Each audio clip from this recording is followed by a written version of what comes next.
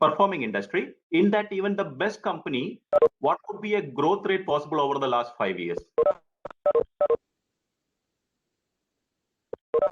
I'm just not asking specific information. I'm just taking an idea. At least 10% it would have grown, or 20% it would have gone. Before 5 means within a 5 years, 3 years will be a good means expect 20%, but now it's maybe 10%. Okay, so 5 to 10% average growth even for a better growing industry. So this is what, of course, you have said the right indication, because whenever we are interacting with the students and other thing, this information which is coming in, we will talk about this feedback later. And currently, when the foreign investors are taking a decision of investing in any part of the world, as I mentioned earlier, they'll be doing a rigorous study on the industries, the governments, all the things they'll be doing, because when they put the money, it is not for 1 or 2 days. It can be for 5 to 10 years time frame. So the government policy, the legal aspects there, everything is a concern. And with that confidence only, somebody will be putting the money. And now we will just see that what is happening in India. As Principal Sir has rightly mentioned, like India is continuously getting very good FDI. If you look at this chart, you can see that over the last 10 years, India's foreign direct investment flow is constant. And last year, we got $74.4 billion. This year, until May, we have already crossed $80 billion. So there is a constant inflow coming to the country. And if you look, it's just a Google search screen I have shared with you. India's FDI flow during COVID-19. You can see that there is a 37% increase during COVID. And India's FDI inflow, down you can see another news, the global foreign direct investment has gone down 42%. When there is a lack of confidence in the rest of the world, there is a big confidence which is coming to India. So just correlate with the first point. When a global investor is analyzing the entire 200 plus nationalities, the possibilities, why they are coming to India. See, during this pandemic time, there are only 2 economies which has attracted foreign direct investment. Compared to the previous year, there are only 2 economies the investment has gone up. Rest all the economies, it has gone down. You can see Mexico, Indonesia, Canada, France, Australia. It's all negative. Australia has negative 46% FDI. Rather than funds coming in, people were taking the money out of the country. Whereas India stands number 1, 13% increase in the foreign direct investment. So when there is a 13% increase in the foreign direct investment, what do you have to see that why these foreigners are investing in India? We are saying that our economy is not doing good. There is a problem in the economy. Every day we are seeing in the news channels that there is this problem or that problem which is happening. So even with all these problems, why these foreigners are investing in India? Is there anything that only they see and you don't see? That is what we are going to discuss. So being a foreign investment routing company, when we are doing any kind of analysis, India, especially, we will be looking from a different perspective from an overseas investor's perspective. When we look at India from an overseas investor's perspective, like comparing to other countries, there are one main point we need to highlight here. Politics and policy are 2 different things. Politics changes, but policy does not change. It is a very impactful statement. You have to just remember one particular thing, like every day when you open the TV channel, YouTube channel and everything, you will be bombarded with a lot of political discussions. A lot of things, you will be having your own political ideology and all these things. But whereas a foreign investor is concerned, we are least bothered about what is the day-to-day discussions which is going on. We will be focusing on one particular point. Is there a change in the policy? At this point, I would like to take you a little bit back to the history. What big changes has happened in the industry? If some of you might remember, like the exact historical thing, India had a major policy change in the year 1991, economic liberalization. When we had the economic liberalization, we started opening our economy to the foreign world. It was a time Prime Minister P.V. Narasimha Rao, he had taken a bold decision of opening our economy, and our finance minister was Manmohan Singh. At that time, when India was in a very pathetic situation at that time, if you recall that particular situation, India doesn't have money, and we even pledged our gold reserves with IMF, International Monetary Fund. We were in a tight situation, and we were forced to pledge the gold in International Monetary Fund. So at that time, when India started opening our economy, you will be correlating this term with liberalization, privatization, globalization, and eventually 95, India became a member of WTO, the World Trade Organization as well. So the whole changes started in 1991 with economic liberalization. It was a major policy change of India. At that time, when Congress administration was trying to do this policy change, BJP was in the opposition. They were opposing the same thing. The left parties are in the opposition. They were also opposing the same thing. But after that, if you look at the India's history, there came a ministry called IK Gujaral Ministry. It was a coalition ministry. Almost all the parties were part of that, including left parties and other things. The people who opposed the same thing, they never did anything to change it. They again supported it. Then came a Vajpayee ministry, a BJP ministry. Rather than opposing the same things, they further strengthened the policy with second generation reforms. My point here is that whenever a major policy change has come to the country, all the political parties in India got a chance to rule the country and nobody changed the policy. So we are going with the same policy over last 30 years. And you can see during the last 31 years, there are 9 governments which has been formed, 8 prime ministers, but there is only one direction for the country. That is a constant average 7% GDP growth rate. Constant average. So when you have a 7% GDP growth rate, I just want to tell you what exactly is the major difference happened to the country from 1990 up to 2021. The GDP growth rate of India, when we talk about GDP growth rate, it is a gross domestic product. Gross domestic product means the sum total of all the goods and services produced in the country. So what is already produced in the country, if somebody is consuming, then only the growth will come to that GDP. So if 100 is the total production of India today, next year it should be 105. Then only the GDP growth rate is 5% increase. So what is produced in the country has been fully consumed by the people. Then only the GDP will grow. So from 4.9, currently we are at the average of 7.5%. This is a UN expectation for 2021. And the foreign reserves of India at 1990 was less than $1 billion. And currently we are standing at a whooping $584 billion. And in terms of foreign reserves, India stands nearly 5th position in the world. And foreign institutional investors, that is FII flow. To simplify FII for you, this is the investment coming to the equity market, shares and other things. So short-term investment, which is coming to the markets and other things, foreign institutional investors. It was just $1 million US, somewhere around 7 crores Indian rupees. That was the inflow which was coming. Even a single investor in today's time they can do it. But currently in 2021 until May itself, there is 37 billion. It is not million, it is $1 billion during this time itself, during this 5 months itself. That is the kind of flow which is coming right now to India. And foreign direct investment, it was just $97 million at that time. Now it has come this year until May, $81.72 billion, even 10% higher than what was happened last year. So India has completely changed. And the per capita income, we have a massive population, and from $390 per capita income, we have gone to $1,947. So this is the change which has happened over the last 30 years. Different ministries, different prime ministers, different governments, but the policy is one and the same. Everybody has supported the same thing. So a foreign investor is looking at what is the policy. If the policy is continuing, what are the opportunities coming in? Of course, when a country is growing 7%, it is not a small thing. When you tomorrow select your country of your future operations, see that what is the GDP growth rate? What is the sum total of goods and services produced? Only if it is consumed by people, then only the GDP will grow. So what is produced, if it has to be fully consumed, people needs to have purchasing power. They needs to have money with them, disposable income. When the money will come? Only if there is proper employment. Only if there is employment, you will get proper salaries, proper increment, your job growth will be happening. That time you will have disposable income, you can spend more. So what is produced, it will not be automatically consumed by default. There should be opportunity for people to get proper employment and business opportunity. So when you see that GDP is growing, means the whole cycle in the country is growing. Production is happening, consumption is happening, employment is coming in, growth is there. So there, India stands one of the best countries with the highest growth rate.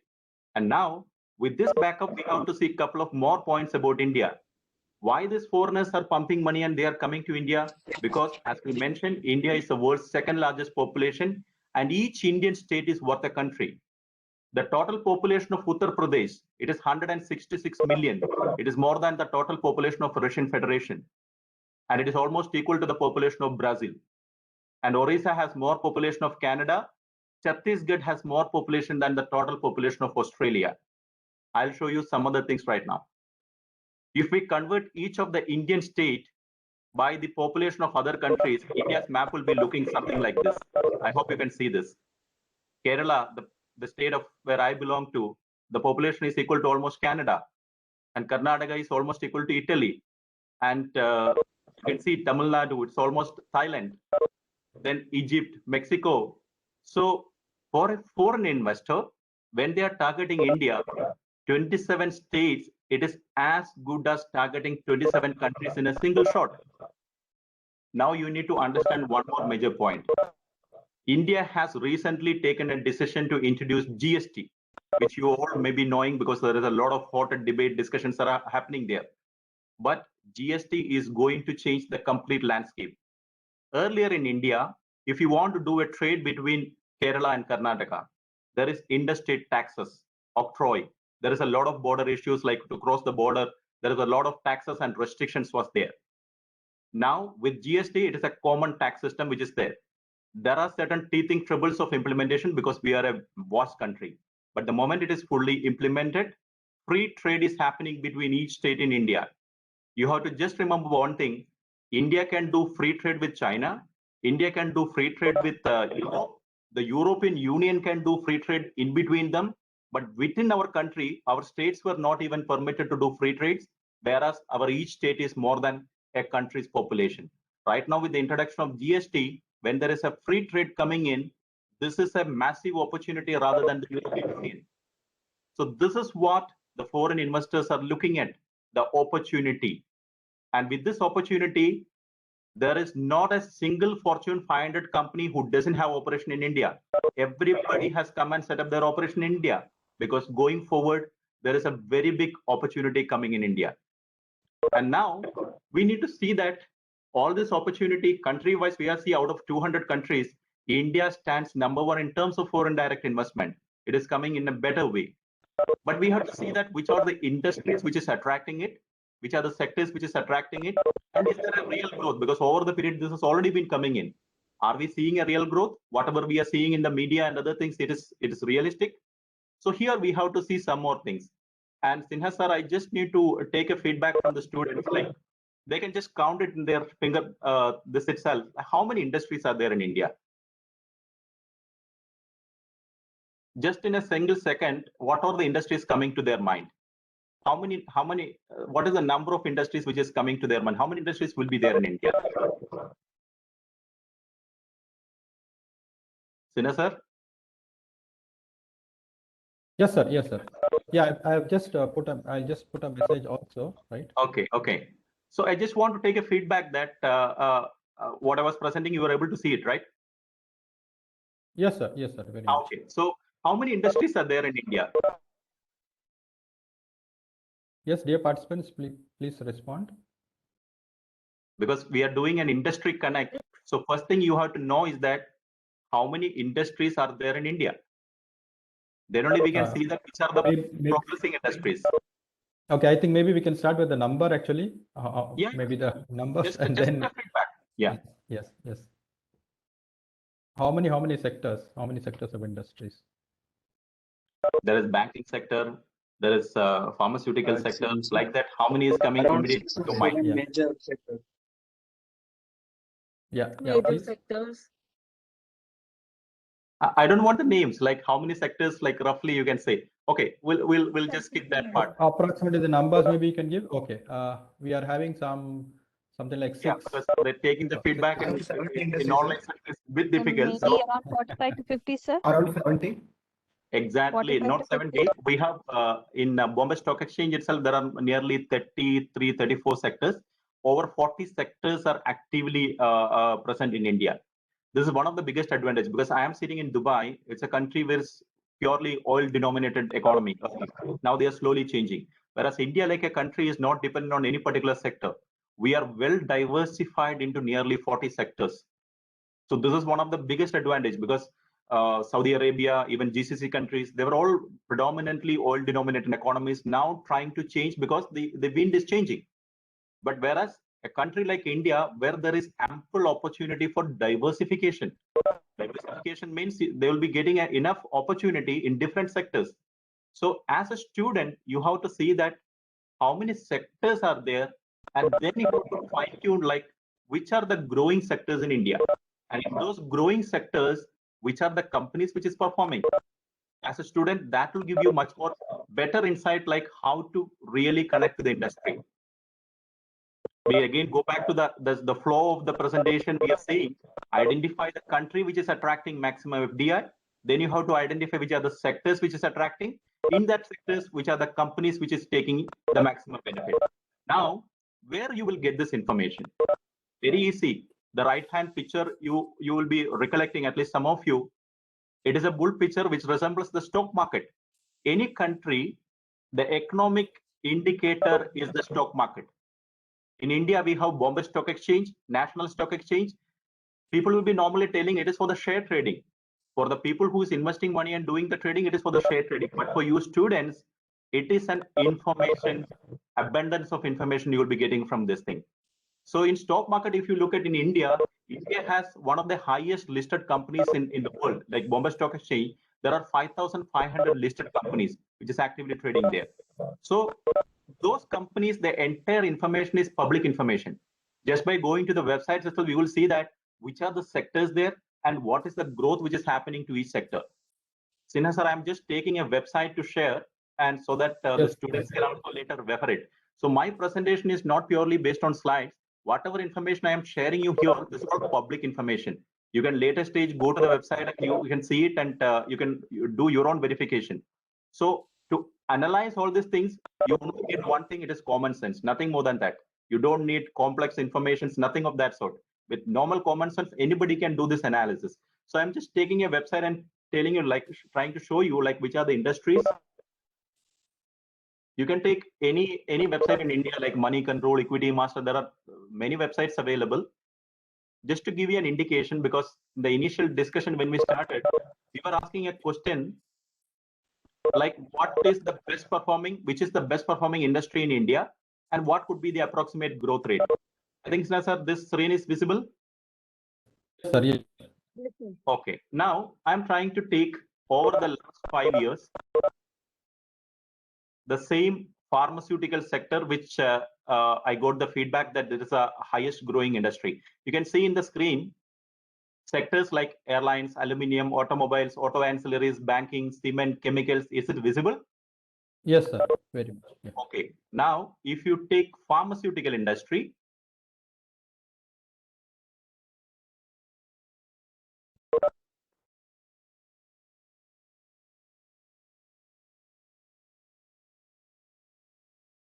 if you take pharmaceutical industry, I'm taking a 25 companies results. These are all listed companies regulated by Securities and Exchange Board of India. Whatever information is there in the public, it's all verified information and anybody can access this information.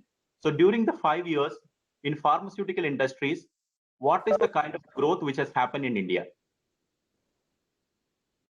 You can see that the prices of the shares in 2016, May 26, and prices as on May 28, 2021, exact 5 years.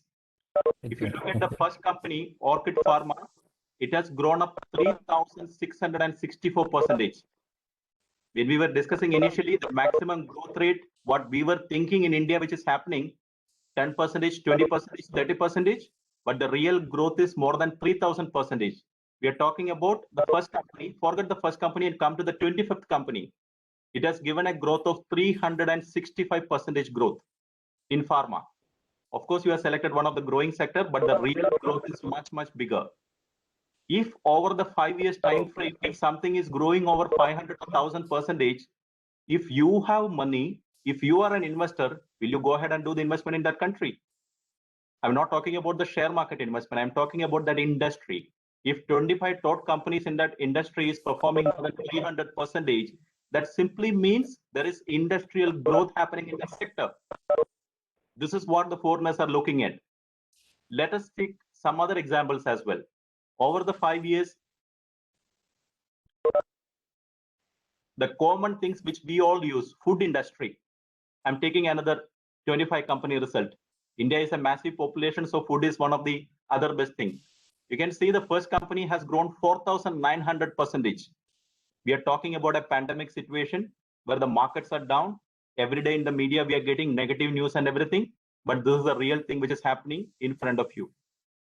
And again, a 25 company result, go to the 25th company, 171% appreciation over the 5 years. Let us take another example. How many people are taken the BSc chemistry, if anybody is there? If I go and ask a chemical, like BSc chemistry student, if anybody is there, can you say at least 10 companies in the chemical industry? Hello. Yeah, please. I think some extended.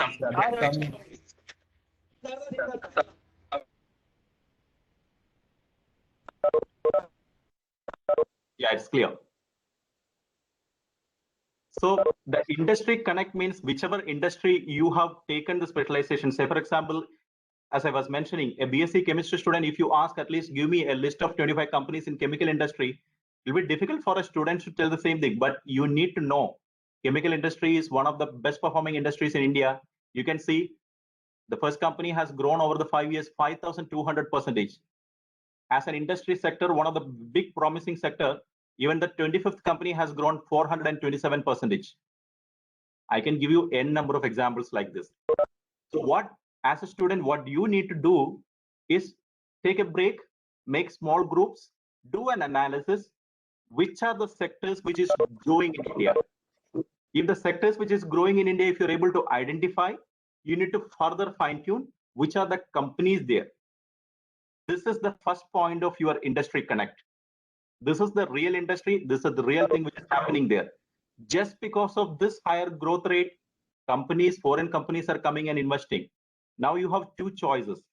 Out of all the 30 sectors in India, when you do an analysis, you identify there are 17 to 20 sectors which is very high growing. On the contrary, there are certain 10 or 20 sectors which is not growing at all. This coming down. Where will be your employment preference? Of course, your employment preference will be in the industry which is growing. If a company has to grow 3,000% over 5 years, definitely they are making profitability like that. Then only over 5 years, the growth will be there. Only if you join a company which is highly profitable as an employee, your employment chance, your career growth, everything is supported. Otherwise, you will be again stuck in a lot of limitations and problems of a struggling company. So every student, whether it is engineering, MBA or anybody, industry analysis and industry connect is a very important thing. And this is a place you can get the information. I have just taken one of the website as an example. There are n number of websites you will be getting this kind of information in India. Stock markets are actually the indicators that gives you insight on what is really happening in the market. And over this period, if you look at Bombay Stock Exchange Index, BSE Sensex, Bombay Stock Exchange is having 5,500 listed companies, and they are taking the weighted average price of all the 30 companies. That is called Sensex. The full form is sensitive index, nothing but that. We have two indexes in India. One is NSE Nifty and NSE Sensex. National Stock Exchange is taking the average price of all the companies, 50 companies average price. That is why it is called NSE 50, short form is Nifty. Whereas Bombay Stock Exchange is taking the 30 companies average price. Over the period from 1990, post-liberalization of economic liberalization, you can see how the growth has happened. Even with the pandemic, where do we stand? Whenever the problems are happening, like the issues are coming, of course, there is a market decline. You can see here in 2008, when the world financial crisis happened, Indian market also came down, but there is a 100% recovery within a year. Now during pandemic time, when the COVID-19 crisis came, February 2020, you can see there was a big decline, but 100%, more than 100% appreciation. What is happening? Because money is coming in. The growth is really happening there. So this is what students has to identify for your job, for your business opportunity. Now for your business opportunity, how it is correlated? When you are looking at a company which is growing 300, 400%, you identify chemical industry is growing, pharma industry is growing, food industry is growing. You have to see what these companies are actually doing. Is there a possibility I can take a supplier, I can become a supplier of material to this company, or I can start a franchisee of this company, or even I can do white labeling, because many of the companies, what they produce, they are not going to distribute the same thing from the production center itself. Like you are getting water in the railways, right? The water contract may be getting one company from Mumbai, but that company, what they do, they produce it locally in each state. Otherwise, the distribution cost, the supply chain itself will be a big thing. They produce the water in different state in their own brand name. It is called white labeling. It is again another big industry opportunity. So the governments are giving a lot of incentives. When you look at the budgets of a country, never ever miss a budget of the country. It is giving you indication where the country is moving. They will understand, okay, which are the sectors which government is giving more focus. Government is giving more incentives. So when these incentives are offered, investors will be attracted to that sectors. There the business is happening. So those sectors, it is opening a lot of doors for business opportunity. And at the same time, employment opportunity as well. Let us go back to the presentation slides itself. So at least you got an idea like where the connectivity can be established in the stock market indicators. You can see where the growth is happening, the companies can be identified. Now, the practical points for you, what you have to do for your next 2 to 3 years time frame. Engineering students or MBA students, I was initially preparing it for the MBA student. That's why I just put 2 years time frame. During the time when you are in the institute, there are many things that can be done. How many of you have LinkedIn account? Sinha sir, if you can take a feedback. Yes, please respond with how many of you have got. I think most of them have got, sir. I think Very good. as And I have been observing. Those who don't have, they have to have, because 48% of the recruiters post jobs in LinkedIn right now. And 73% of the recruiters fill their position using social media. And 89% of the recruiters have filled a position using LinkedIn at some point of time. So if you're looking for an employment, of course, it is one of the must thing, because very easy, because the HR managers whom we are closely interacting and our own HR system, we depend a lot on LinkedIn. Very easy to take and identify a person. And one thing the student has to remember right now, your identity is not private right now. Your identity is public identity. Whenever we are taking a student, we can easily come to know what is your character from your Facebook, from your YouTube activities, the comments which you are posting.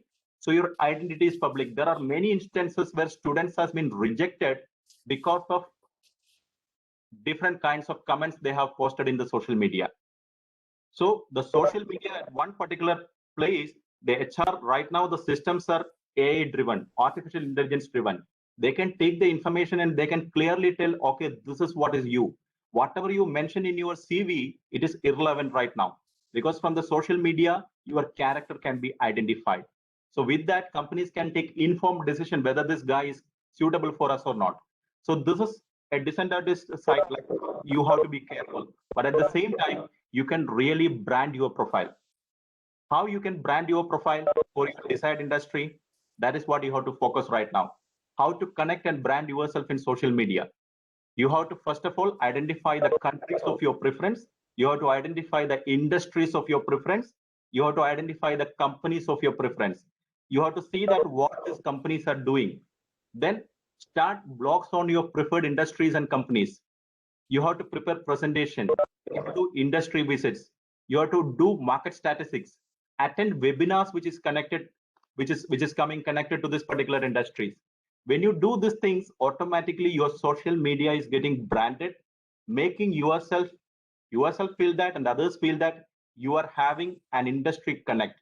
You are not a new guy who is coming and asking for an employment. It is not like that. And what you need to do is that you have to follow the companies. The leading companies in that preferred industry, start following in LinkedIn and other social medias. So look for the key skills. This is the second important thing. Once you establish a social media connect, now sitting at home itself, you can do all these things. You don't have to go out.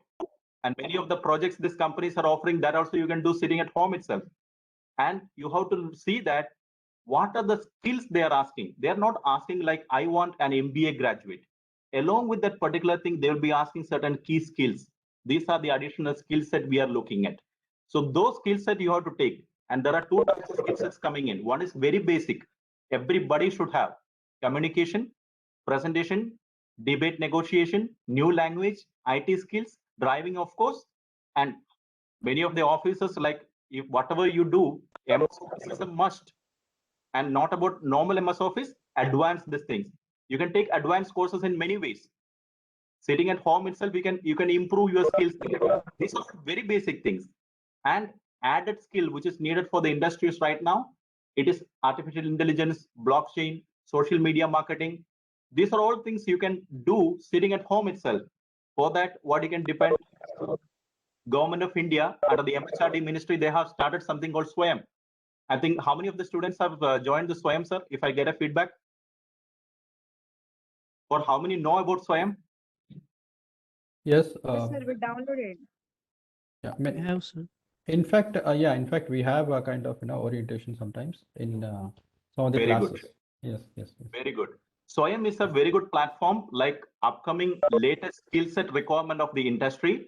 They are adding new projects. If somebody has not registered with Swayam, you have to register free of cost. You can take added skills, because going forward, the employers will be asking the questions like, which is your degree? They'll be asking what are the things you know, and from a discussion itself, they will come to know that whether you know about the subject or not.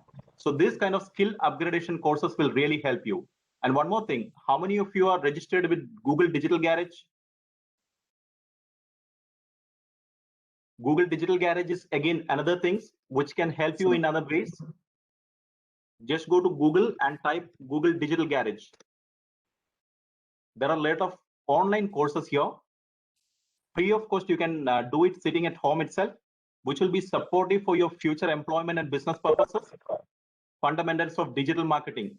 Get a business online. Make sure your customers find you online. Promote your business with online advertising. And this goes on like this. There are many courses. Even there is a course, land your next job, online, how to apply for a job. So Google itself is teaching you many things. So these are the things sitting at home, along with the studies which you can do, which can help you in enhancing your skill set. And now, with all this information, you identified the industry, you identified the company, you made a social media presence, like branding yourself like you are interested in that particular industry or company. You started following the industries and companies there. Then when it comes to the project, we have seen in MBAs and these things, whenever the institute is asking the students to go and do a project, they will try to find out some companies nearby. Never do that. You have to identify the preferred industry and preferred companies. You can connect with the officials through LinkedIn and other platforms. Try to get a project in your preferred industry and preferred company.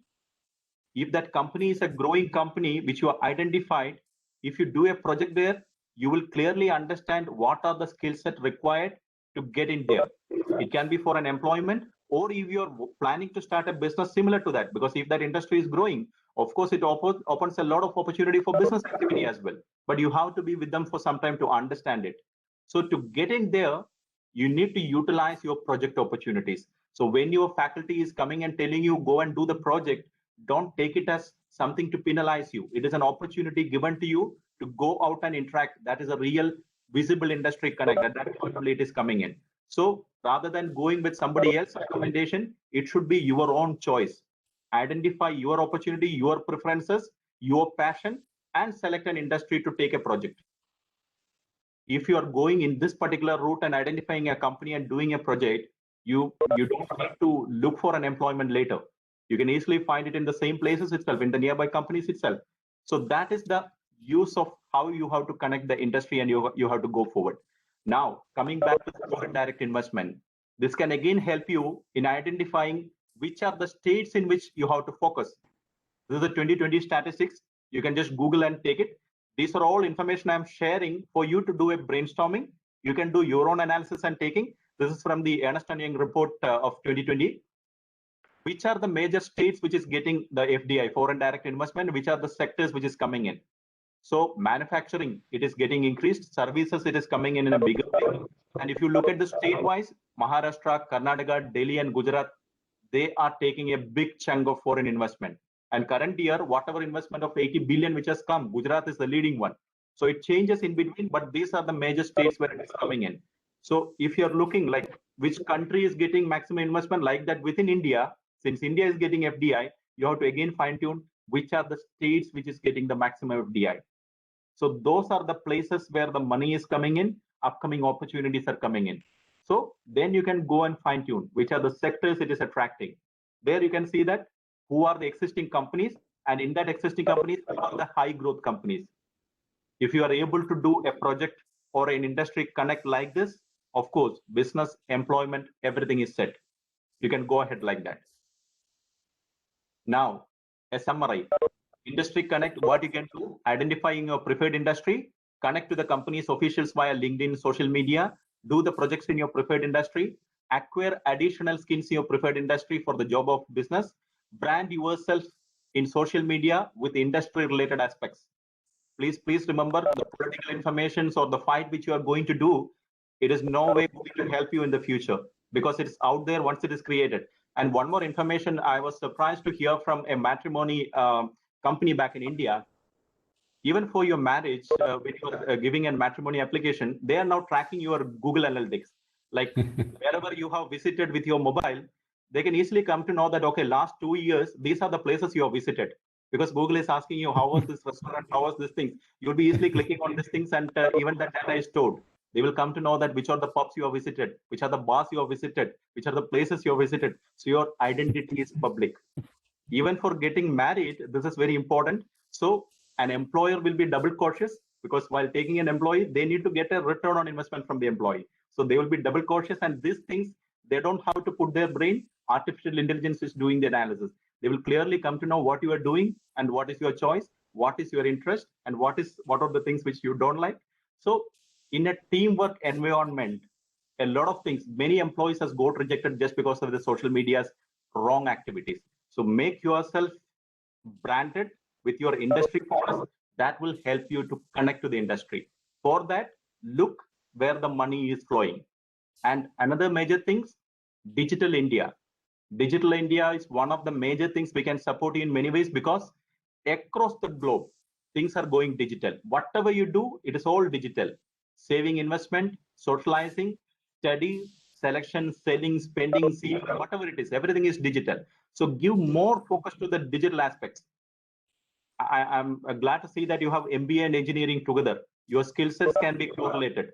It is not an era of competition. It's an era of complementing each other. Create debates and discussions in between so that industry knowledge of both of you can be interconnected and you can do many things together. So Digital India, there are even Swayam, the platform which we have mentioned, this thing is an initiative of Digital India. One more thing, Sina sir, like how many students are getting scholarships there right now? Yes, sir. We have maybe around 10 to 15%, based on their status and those kind of things. Yes, and yes, how many students are registered in the scholarship portal? That needs to be checked because sir, no, scholarship portal is almost close to 40%, sir. 40. Very good, very good. And those who are not registered in the scholarship portal, please go register in the National Scholarship Portal. There are two components. See, a scholarship portal is this for economically weaker section and other sections. See, in fact, 25% of the students come through Comet K, and 30% through Comet K, and another 25% through the management quota, who are financially very well off. And normally, they don't apply for scholarship, nor they're eligible for it. Okay, now there is another thing which is added to my understanding, sir. National Scholarship Portal, all the ministerial departments, they started offering the scholarships. So it is important that everybody should get registered. Then only they will come to know that which are the scholarships which is they are eligible for. So please ask all the students to go and register in the scholarship portal because the kind of money they are distributing is awesome. Because these are all things which students can take the benefit from the National Scholarship Portal. If you look at Ministry of Minority Affairs, this, as you said rightly, but even including railways and other departments, they have started putting their scholarships. So advantage is that all the scholarships of central schemes, UGC, state government, everything is in one umbrella. And if you look at the dashboard, you can see that I think 2,300 crore rupees has been distributed in scholarship. So if any of the students are not registered, let them register. Then they will understand like what are the opportunities coming in. So this is one important thing in Digital India. Thank you. Then we'll share that to the students. This is a wonderful initiative. Yeah, you've said. And another thing is that Digital India's another initiative is National Career Portal. I'm just taking an extra this thing. This is not part of a presentation, but still. People who is looking at job, this is again a government portal as initiative of Digital India.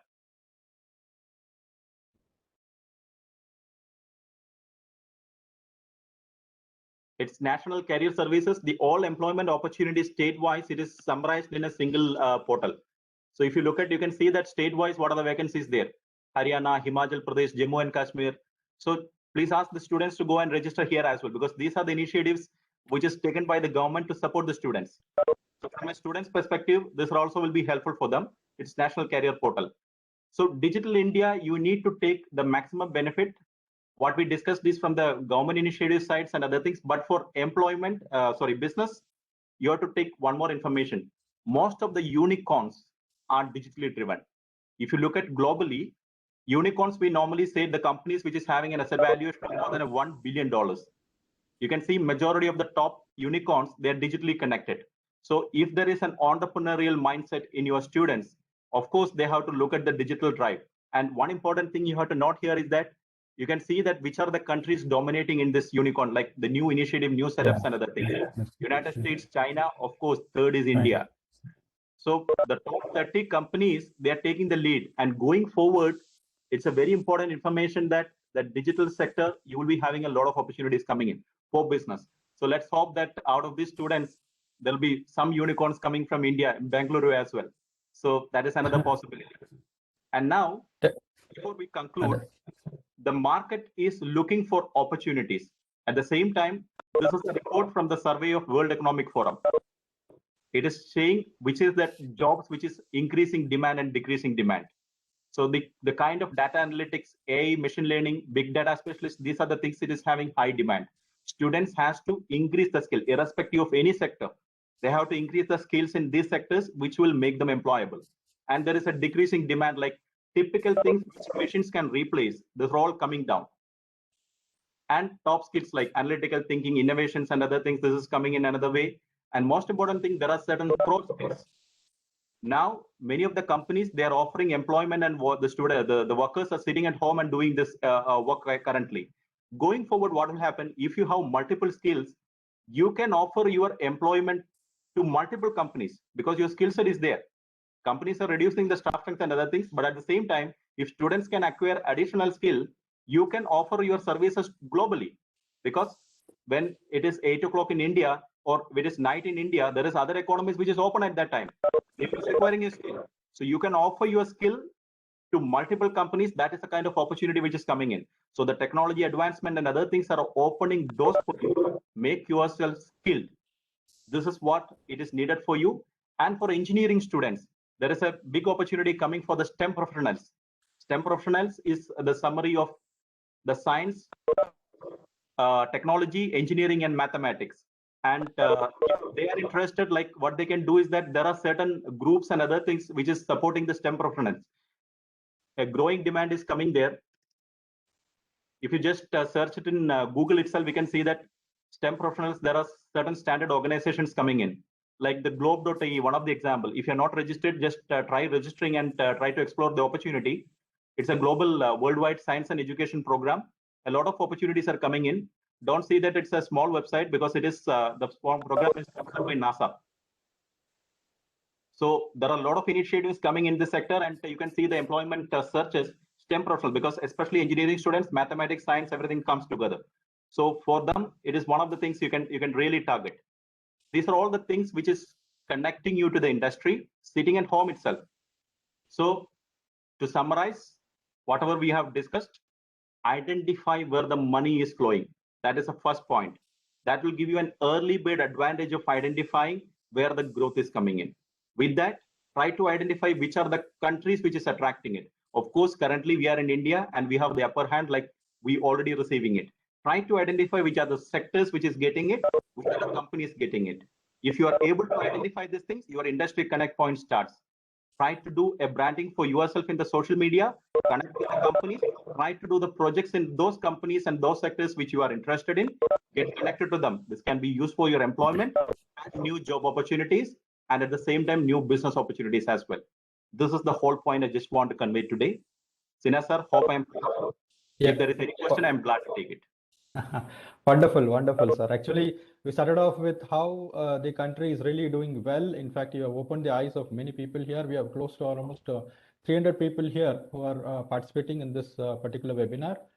And I think it was definitely a great eye opener for everybody. And we were always looking at the media and thinking, okay, fine, there are gloomy situations, and India is, in a good position. But I think the entire thing has been overturned here, right? And you have wonderfully demonstrated how the industry is really, really bouncing back, or it's actually even doing well during the pandemic. And in spite of a small dip, I think it has jumped back, as you told, you even very in real time, you have demonstrated how exactly it is recovered more than what it is dipped. So it's a wonderful thing, and you've ended with exactly what are the opportunities open for students. And again, you have absolutely gone through website by website, trying to show them exactly where the opportunities are, how they have to actually orient themselves to what the coming industry is. Wonderful, sir. Absolutely. The right word which we can give for this webinar is Industry Connect 2021 is the app thing that you've done here, sir. Wonderful. A really great webinar here, and everybody is I think has got the maximum benefit out of this. Thank you, sir. Thank you so much. Thank you very Sir, much, can sir. we If there is take any questions, we can take it. Yeah, I hope exactly. I just want to ask you. Yeah, Yeah. exactly. Wanted to ask you how much more minutes can you spend? Maybe it's almost past 10:30, perfectly on time now. So Yeah. we I was have trying to a finish it few on time. questions. So I don't have a problem because today is Fine. weekend here. Okay. Another 1 more hour, I can be free, no problem. Oh, So you can wonderful, ask. wonderful, wonderful, sir. Okay. Yes. Yes. Any of you who want to just maybe put some questions, please? All the participants here. Good morning, sir. Yes. Yeah, good morning. Actually, I want to work in a Dubai. So now I'm studying in MBA, specialized in marketing. So what Okay. courses is important? So I have to learn. See, the courses in the sense like that's the whole point we are discussing. Like when you're coming for a job, you need to have an industry preference. Which industry you want to come and work? So according to the industry, you need to acquire additional skills and knowledge. But common things, as we mentioned, like the companies right now, they're looking, these are the skill set, the increasing demand, like the kind of job opportunities across the globe, which is coming in, data analytics, AI, digital transformation, information securities. These are the things coming in. Now, we need to understand from a student's perspective that the whole world is digitally driven and it is going to a massive change because artificial intelligence and these things are changing the spectrum like anything. So the kind of skill set you are currently possess will not be the same thing which is required after 3 years or 4 years. For any students, continuous learning is important right now. Every time you have to upgrade your skill, then only you can be fit in the market. So upgrading the skill is very important. Since you asked about UAE, being in the UAE, I'll tell you that this country is taking a lead in AI because this is the first country in the world to take a ministry for artificial intelligence. So in that digital spectrum, there is a lot of interest coming in and a lot of foreign investment coming in this one.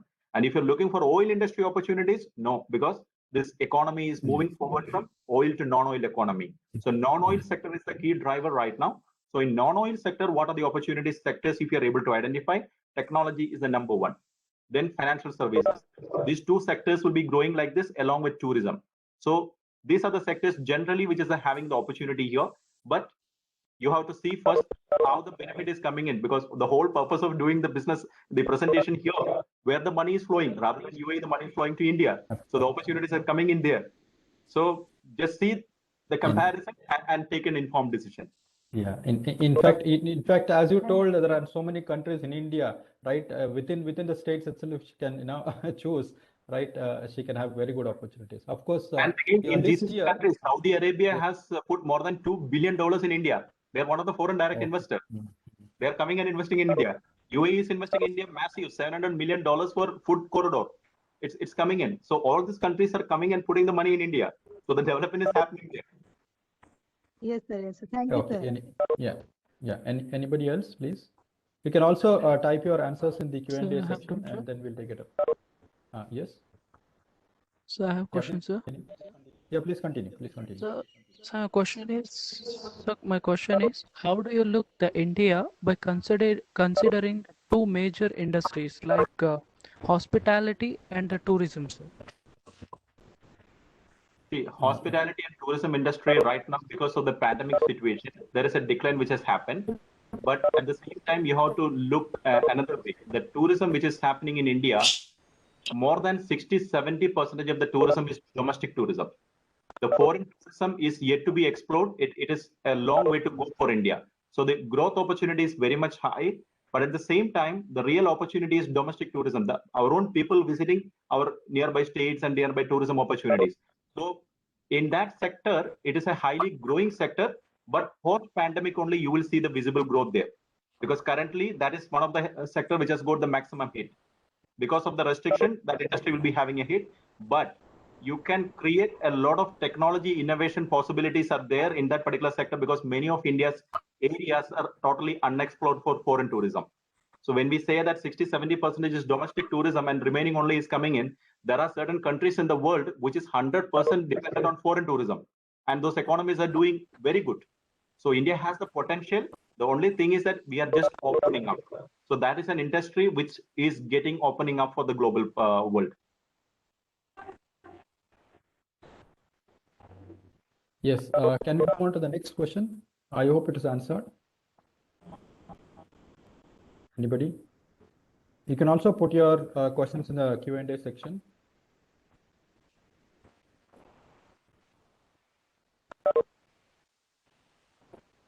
Okay, I think. I would just like to add one more thing, since the students are asking that the technology importance they need to identify, because we are from the finance sector. And from the finance sector, I just need to share with them one example. So they will just identify what is happening. The left-hand side, you can see a company called Stripe. This is one of the unicorn which has started recently. In 2010 only, this company started by two youngsters, just 19 and 20 years old people. And in 2016, they were a 9.2 billion company by 400 people. It's a financial services unicorn. It's a startup company which has come. And in October 2018, it's a 20 billion company with just 1,000 people. On the right-hand side, it is JP Morgan Chase. In 2016, there was a 245 billion company with 235,000 people. And in October 2018, you can see that company's growth has increased, but employment has come down to 165. So going forward, even financial sector and other sectors like JP Morgan Chase, in the bottom, you can see that they have more technologists than Facebook and Twitter combined. So it is right now a technology company doing banking, not a banking company investing in technology. So people are trying to reduce the staff strength because they want more value per employee. So creating more value per employee across the sectors, irrespective of any company, this will be the key things which they will be looking at. So whatever skill set you have, what is the contribution you can give it? This is what the companies will be looking at. So additional skills and expertise, this will add more value to the company. And it is digitally driven. So this is a change which is happening. I just show you that from 235,000 people, it has just come to 165,000 people. It's a downsizing which is happening because technology innovation. We do not need that many people to do the same work. So that is creating an opportunity for you. When you acquire additional skill, you can offer your skill set to multiple companies, not to one company, because the whole world is open in front of you. If you look at the World Economic Forum, Davos discussions and other things, there are two major hot debates going on. De-globalization. We were talking about globalization. Now people are talking about de-globalization, because the current pandemic has created a situation like countries are discussing actively. Japan has created a separate fund for the companies who have to come out of China and set up the business back in Japan. Germany has created such a fund. People, their own company has to come out of China and set up the business there. What is happening in India? Indian government is also promoting Make in India, manufacturing. So there are two types of differences which is coming post-pandemic. If you look at, one is in the manufacturing sector, the countries are trying to de-globalize, domestically manufacture. So the manufacturing industries will be booming there. At the same time, in services sector, technology is creating a globalization. Technical globalization is coming in. Whatever services you're offering, it can be taken across the world. Google Pay, Apple Pay, Alipay, all these things are payment gateway. Just for example, Globally, we are using it. Social media platforms, we are using it. So services, it is a digital globalization. Whereas manufacturing, it is a deglobalization. In that mode, the situations are changing. So physical opportunities and other things in the manufacturing sector will increase. That is why Make in India and this kind of things are coming in there. Whereas in technology, service sector, you have the whole global market that is opened up. So think in that way and try to identify your opportunity. I think if I can just put it, she has to develop the digital skills which are relevant and how she can connect to the industry. That's the Exactly. yeah, exactly. Fine, sir. Fine. Sir, Any more Lakshmikant here. questions? I think we can have yes, sir. Yeah, sir, how about this oil exporting countries wherein there is a depletion of oil, and what would be their future? Because there'll be depletion of the either crude oil and so on, probably in the next 1 or 2 decades. Correct. You said that they are one of the major FDI participants.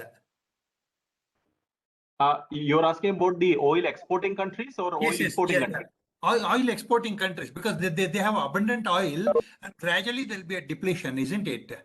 Probably in the next 1 or 2 decades, there'll be no more oil left over. And what will be their economy? Yeah, it is not only depletion, sir, because I am basically sitting in a country which is oil dependent country. So across the GCC, the Gulf Cooperation countries, they're all oil producing countries. And if you look at the last 5 to 10 years, their strategic decision, and UAE government also has come up with a vision 2070. So they are making a plan for 70 years ahead. They are making that is completely, and the clear focus is non-oil sector diversification. They are targeting for non-oil sector diversification because electric cars are a reality. Even for normal these things, not only depletion of oil, the practical usage is not coming. If you look at the government of India, the Vision 2030, it is clearly mentioned by 2030, India will have only electric vehicles. So the entire thing which we are seeing is completely changing, and drone taxis are coming a reality. So oil producing countries, they are already taken the decision to diversify to other sectors. So non-oil sector diversification, majority of the countries like Saudi Arabia, even UAE, they're all diversifying to digital era and at the same time tourism as well. A huge investment is going in these sectors in the non-oil abundant countries.